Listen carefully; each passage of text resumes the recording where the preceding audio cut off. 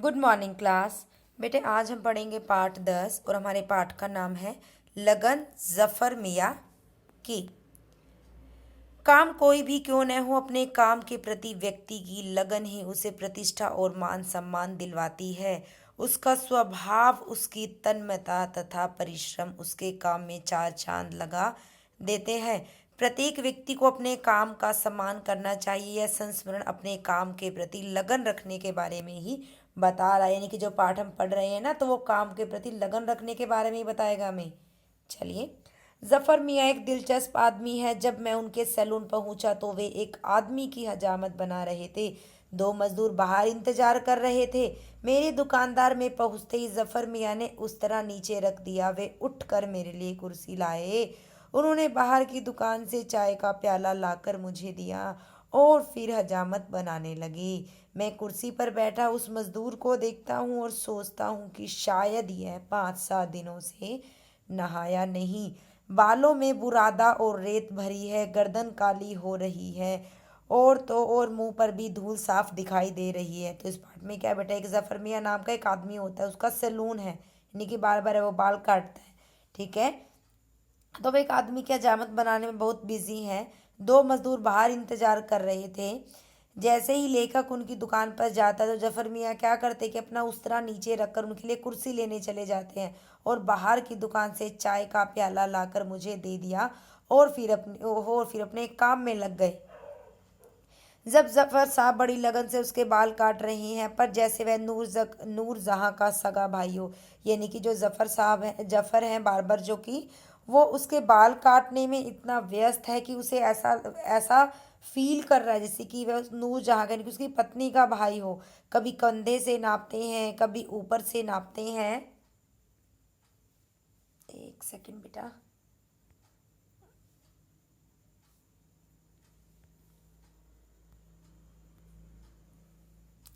नापते हैं, कभी ऊपर से देखते हैं और फिर फुरक फुरक दो चार कैंची मारते हैं।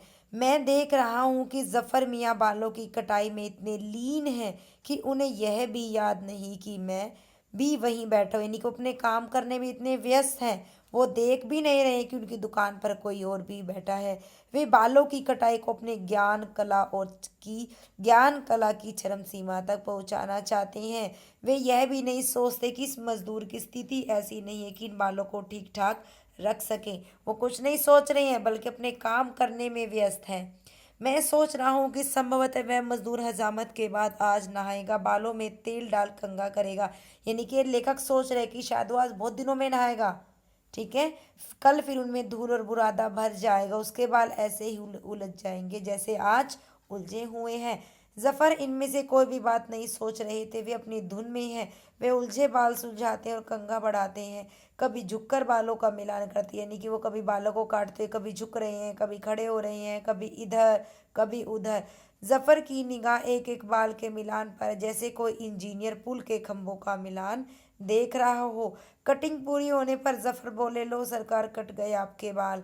अब उस उन्होंने ब्रश उठाया और दाढ़ी बनाने में जुट गए।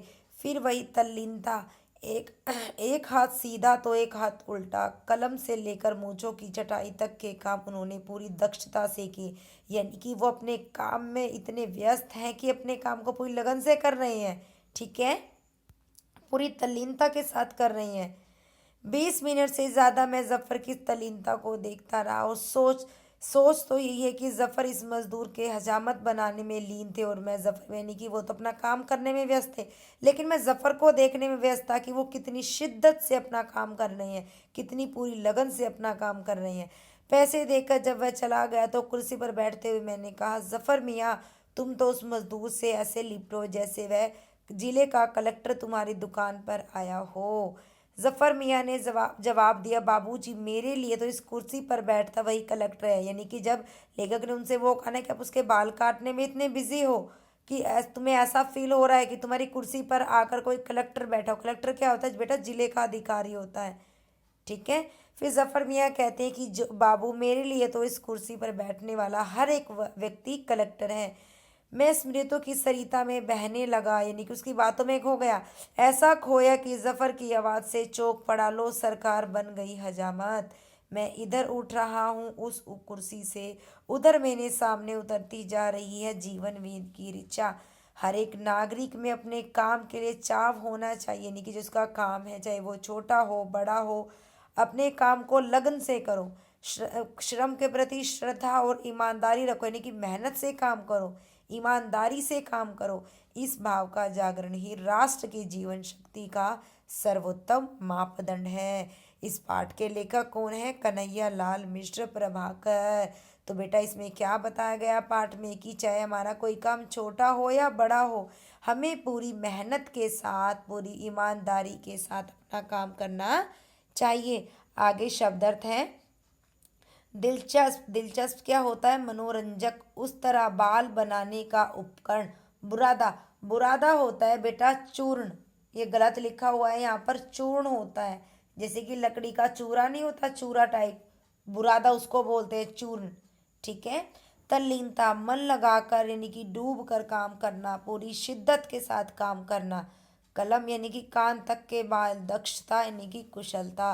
लीन, मग्न, स्मृति, याद। सरिता, नदी। ऋचा, मंत्र। चाव, इच्छा। मापदंड यानी कि मानक, मानक, उपागम। वीडियो को अच्छे से समझना है, बाकी आपके डाउट में हम लाइव क्लासेस में क्लियर कर देंगे। ठीक है। Okay, bye class.